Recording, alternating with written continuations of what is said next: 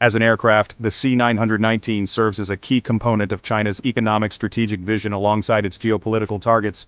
According to China's Made in China 2025 strategy, the country plans to develop domestic mastery of critical high-tech industries, which enables it to minimize future dependence on Western technology. China aims to gain market share in the aviation industry with its production of the C919 aircraft, despite Western manufacturers' historical dominance.